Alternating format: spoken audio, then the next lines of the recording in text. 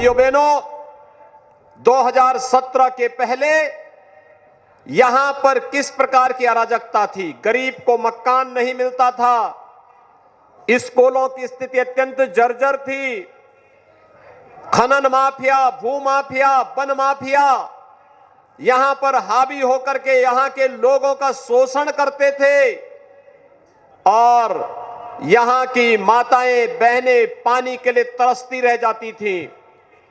भाइयों बहनों, 2017 के बाद आपने देखा होगा यहां पर प्रधानमंत्री आवास योजना को देना हमने प्रारंभ किया ही, हर घर को शौचालय की योजना के साथ जोड़ा। जो सोनभद्र जिला पूरे प्रदेश के अंदर ऊर्जा की आपूर्ति करता था, वह सोनभद्र जिला स्वयं अंधेरे में 2017 के पहले रहता था। आज तो यहां पर बिजली भी दिया जा रहा है और हर घर नल योजना के माध्यम से गांव गांव में पेयजल की स्कीम भी आपके जनपद को उपलब्ध कराई जा रही है।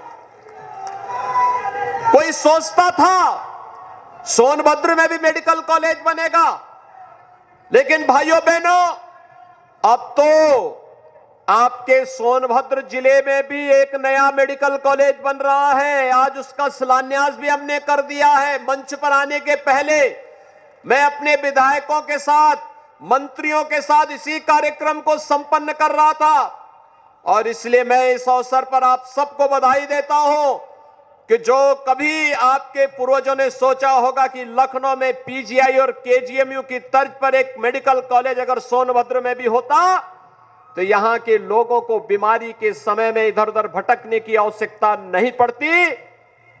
लेकिन अब वह सपना भी साकार कर दिया है, क्योंकि डबल इंजन की सरकार है, मोदी जी प्रधानमंत्री हैं, उनका आशीर्वाद और अनुकंपा मिलती है और प्रदेश सरकार जब सहयोगी बनती है, दोनों एक पार्टी और एक विचारधारा की सरकार जब साथ कार्य करती है तो डबल इंजन की सरकार डबल कार्य और कई गुना कार्य की सौगात भी जनता को देती है। चाहे वह हर घर नल योजना के माध्यम से पेयजल की सुविधा घर घर तक पहुंचाने के लिए किया जाने वाला कार्य हो या मेडिकल कॉलेज आपके सोनभद्र में ही बनकर के जनपद सोनभद्र वासियों को, और सोनभद्र वासी ही नहीं बल्कि विधायक चेरो तो मुझसे कह रहे थे कि क्या मैं अपने बिहार के साथियों का भी उपचार करा पाऊंगा। मैंने कहा नहीं, जिनको भी आप लाना चाहेंगे, आप चाहें तो नेपाल से भी उपचार कराने के लिए यहां पे लेके आ जाना। भाइयों बहनों, मेडिकल कॉलेज विशेषज्ञ स्वास्थ्य सुविधा का आधार बनता है। हम लगभग 300 करोड़ रुपए देंगे यहां पर मेडिकल कॉलेज, हॉस्पिटल की क्षमता को 500 बेडेड हॉस्पिटल भी यहां पर बनेगा, अत्याधुनिक सुविधाएं आएंगी सोनभद्र के नौजवानों के लिए, यहां के अनुसूचित जाति जनजाति के बच्चों के लिए यहां पर मेडिकल की सुविधा, पढ़ाई करने के लिए, मेडिकल की पढ़ाई के लिए उन्हें देश के अंदर कहीं भटकना ना पड़े, इसी जनपद में उन्हें यह सुविधा प्राप्त हो सके, इसके लिए आज हम सब आपके बीच में आए हैं इस जन विश्वास यात्रा को लेकर करके। याद करिए 2017 के पहले प्रदेश के अंदर किस प्रकार की अराजकता थी। पर्व और त्योहार नहीं मनाए जा सकते थे। कोई पर्व और त्योहार आता था, पर्व और त्योहार के पहले दंगे प्रारंभ हो जाते थे, बड़े बड़े दंगे होते थे। इस सोनभद्र में भी दंगे हुए थे। जन्माष्टमी का जुलूस नहीं निकलने दिया जाता था, नवरात्रि में दुर्गा मां की पूजा नहीं करने दी जाती थी, रामलीलाओं के आयोजन को रोका जाता था, कावड़ यात्रा नहीं निकलने दी जाती थी। पर्व और त्योहारों को हर प्रकार से व्यवधान डालने का प्रयास होता था। लेकिन भाइयों बहनों, अब तो दंगाइयों को जहां जाना था वहां पहुंचा ही दिया गया है। कोरोना भी आपके पर्व और त्योहार को नहीं रोक पा रहा है। कोरोना को भी इतना प्रभावी अंकुश लगाया गया है कि दीपावली आपने आनंद के साथ मनाई, विजयादशमी का आयोजन पूरी भव्यता के साथ पूरे प्रदेश और देश के अंदर मनाया गया। रामलीलाओं के आयोजन हुए, कहीं भी कोई समस्या नहीं।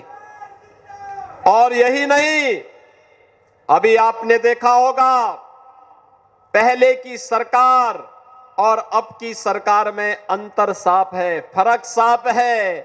पहले राम भक्तों पर गोलियां चलाई जाती थी और अयोध्या में अब राम मंदिर के भव्य निर्माण का कार्य प्रारंभ होता है।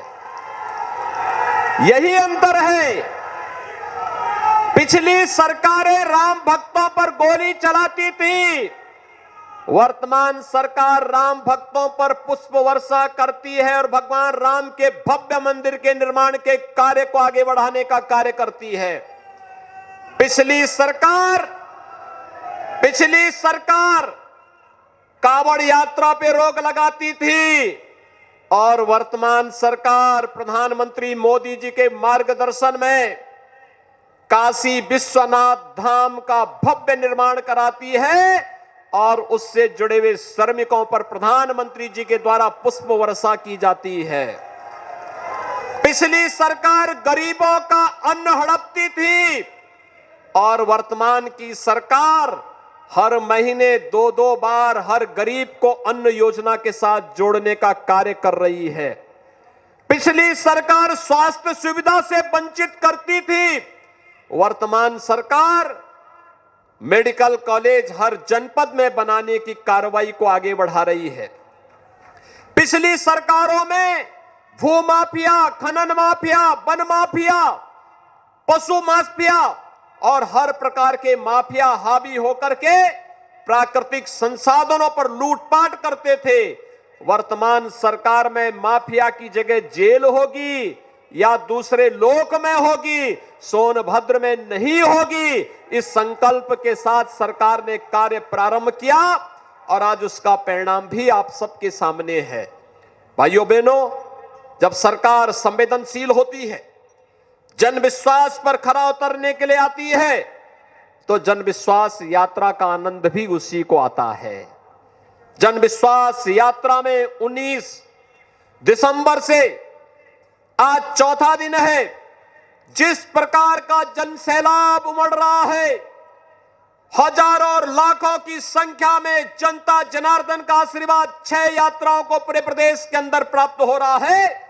ये पिछली सरकारों की अराजकता का जवाब जनता जनार्दन के समर्थन से दिखाई दे रहा है। मैं इसके लिए आप सबका अभिनंदन करता हूं और भाइयों बहनों, मैं आप सबको कहना चाहता हूं, सही सरकार जब आती है तो योजनाओं का भी आपके लिए सौगात लेकर के आती है।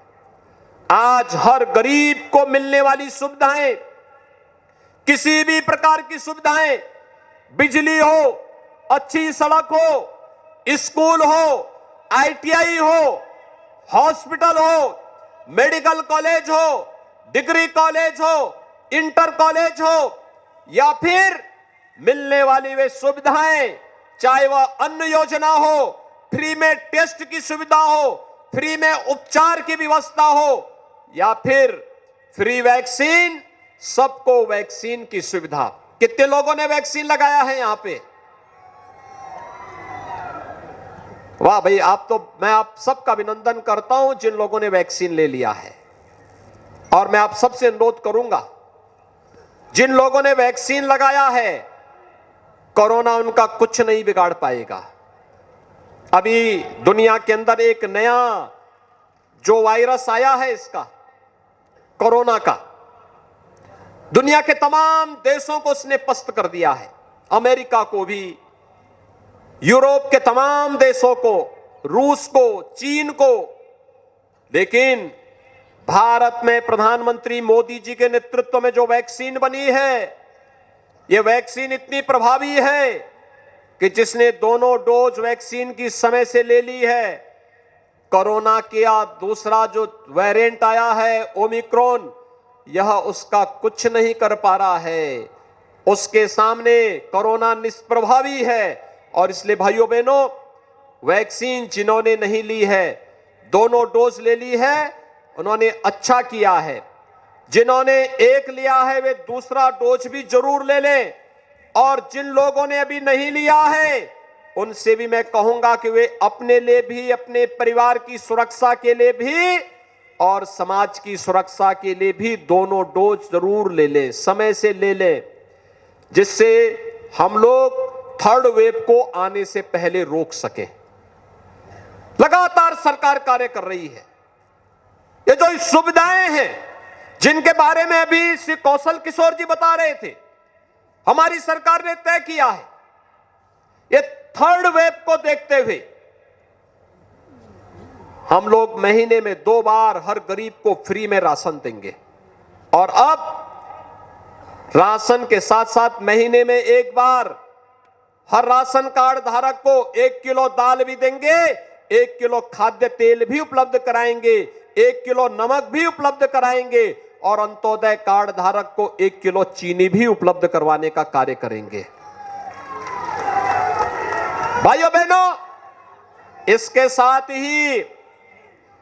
साथ ही जितने भी लेब मजदूर हैं, श्रमिक हैं, वे श्रमिक चाहे वह रजिस्टर्ड मजदूर हो, चाहे वह अनरजिस्टर्ड हो, खेतीहर कार्य करने वाले श्रमिक हो, मनरेगा मजदूर हो, कुली हो, पल्लेदार हो, ठेला खोमचा रेड़ी लगाने वाले हो, इन सबको भी अगले 4 महीने तक लगातार 500 रुपए हर महीने भरण पोषण भत्ता के रूप में अन्न योजना के साथ जोड़ने के साथ साथ 500 रुपए अतिरिक्त घर के खर्चे के लिए अतिरिक्त सरकार उपलब्ध कराएगी, जिससे वह इस तीसरे वेव को रोकने में भी अपना योगदान दे सके।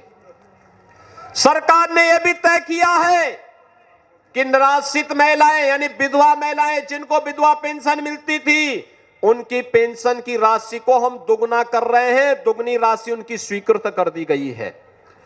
सरकार ने भी तय किया है वृद्धावस्था पेंशन प्राप्त करने वाले वृद्धजनों के लिए पेंशन की राशि दुगनी करके वह राशि भी उनको देने की कार्रवाई प्रारंभ हो रही है।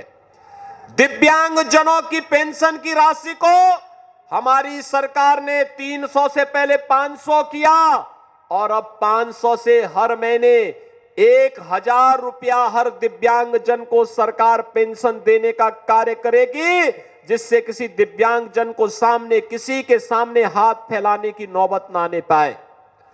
और यही नहीं, कोरोना कालखंड में प्रथम और द्वितीय वेव के समय आशा वर्कर, आंगनबाड़ी, एएनएम, इन सब ने बहुत अच्छा काम किया, और ग्राम प्रधान ग्रामीण क्षेत्र में निगरानी समिति के अध्यक्ष थे। हम लोगों ने पंचायत प्रतिनिधियों के भी मानदेय में वृद्धि करने के साथ साथ उनके अधिकारों में भी वृद्धि कर दी है। अब उनके लिए अपनी कार्य योजना बनाने के लिए इंतजार नहीं करना पड़ेगा। गांव के विकास की कार्य योजना बनाई, पैसा रिलीज हुआ, और विकास का कार्य धड़ाधड़ आगे बढ़ता हुआ दिखाई देगा। विकास का कार्य रुकेगा नहीं, उनका मानदेय बढ़ेगा तो वे आसानी से जनता को सुविधाएं देते हुए कार्य करते हुए दिखाई देंगे। हर ग्राम प्रधान को अधिकार भी दिया गया है, अगर गांव में कोई व्यक्ति बीमार है, कोई उसका देखभाल करने वाला नहीं, उसके उपचार के लिए तत्काल ग्राम प्रधान निधि से पैसा उपलब्ध करवा देगा। अगर कोई व्यक्ति दुर्भाग्य से मौत हो गई किसी की, और उस व्यक्ति के अंतिम संस्कार करने की कोई व्यवस्था नहीं, ग्राम प्रधान को दायित्व दिया गया है, वह ग्राम सेक्रेटरी के साथ मिलकर के अंतिम संस्कार के लिए ग्राम प्रधान निधि का पैसा निकाल करके खर्च करे, और उस खर्च की राशि सरकार उसको उपलब्ध करवाने का कार्य करेगी। सरकार ने यह भी तय किया है कि किसी भी व्यक्ति को, कोई भी व्यक्ति भटकने न पाए, उसको उपचार के लिए दर दर की ठोकर न खानी पड़े। पहले ही प्रदेश के अंदर 6 करोड़ लोगों को हम लोगों ने प्रधानमंत्री जन कल्याण योजना के अंतर्गत आयुष्मान भारत की योजना से 5 लाख रुपए सालाना स्वास्थ्य बीमा का कवर दिया था। अब सरकार ने तय किया है कि हर श्रमिक को हम इस योजना का लाभ देंगे। यानी उन 6 करोड़ लोगों के साथ साथ 3.5 करोड़ श्रमिक भी इस योजना के साथ जुड़ेंगे और सरकार आने वाले समय में आंगनवाड़ी, आशा वर्कर, एएनएम, रसोइया और जितने भी हमारे अन्य श्रमिक होंगे, स्ट्रीट वेंडर होंगे, इन सबको इस योजना के साथ जोड़ करके कोई भी व्यक्ति उपचार के लिए भटकेगा नहीं। सरकार जैसे फ्री टेस्ट कर रही है, फ्री उपचार कर रही है, फ्री में वैक्सीन, सबको वैक्सीन देने की व्यवस्था कर रही है, ऐसे ही हर प्रकार की बीमारी में उपचार के लिए उस प्रकार की सुविधा सरकार फ्री में उपलब्ध कराने का कार्य करेगी। भाइयों बहनों, सोनभद्र और आसपास के जनपदों में पेयजल का संकट सदैव होता था। आज यहां पर हर घर नल की योजना प्रभावी ढंग से लागू हो चुकी है। हमारा प्रयास है कि मार्च 2022 तक सोनभद्र जनपद के हर गांव में पेयजल की स्कीम लागू हो जाए। और पेयजल की स्कीम भी केवल औपचारिकता के लिए नहीं, जो कार्यदायी संस्था कार्य कर रही है, अगले 10 वर्षों तक उस योजना के रखरखाव की जिम्मेदारी भी उसी की होगी। और यही नहीं, जो पेयजल मिलेगा यह पेयजल भी आरओ का पानी होगा, केवल नाले और नदी का पानी नहीं, आरओ का पानी होगा। बोतल में बंद पानी से अगर आप इसकी तुलना करेंगे तो आपके घर में हर घर नल योजना से आने वाला पानी ज्यादा शुद्ध होगा। किसी भी बोतल बंद पानी से अच्छा पानी आपके घर में पहुंचाने की कार्रवाई केंद्र और प्रदेश सरकार कर रही है।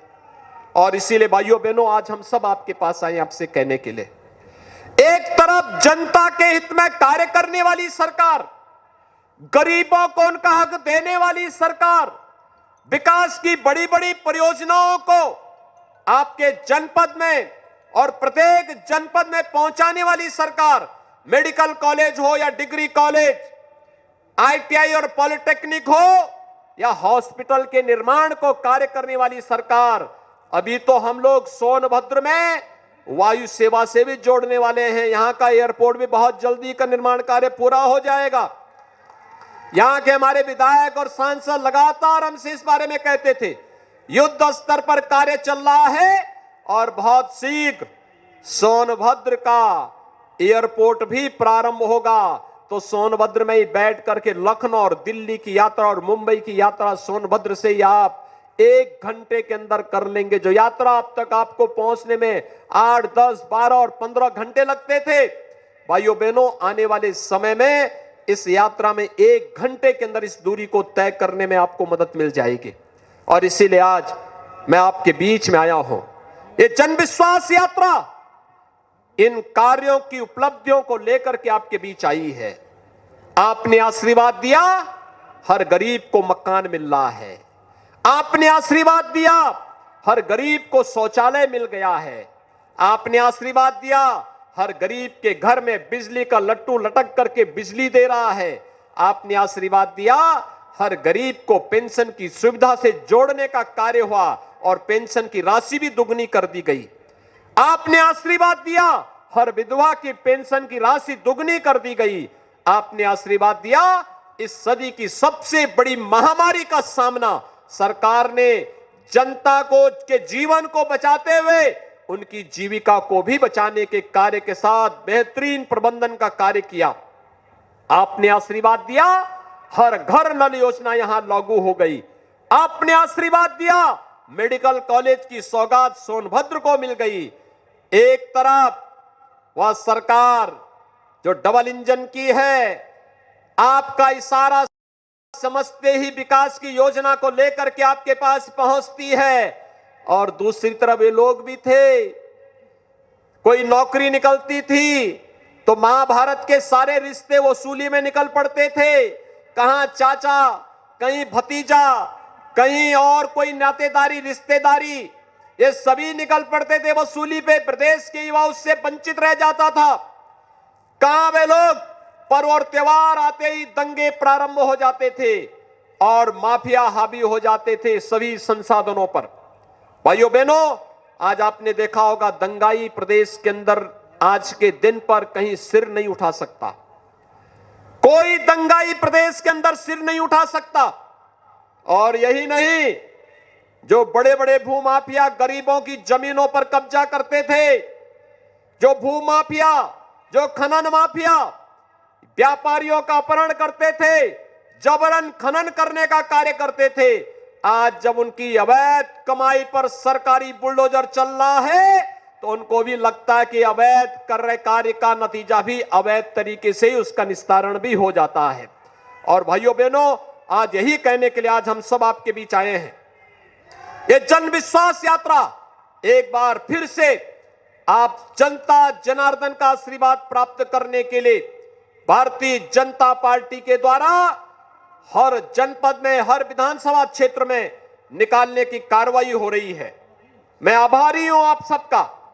आपने यहां पर पिछले विधानसभा चुनाव में भारतीय जनता पार्टी के 4 विधायक जिताए थे।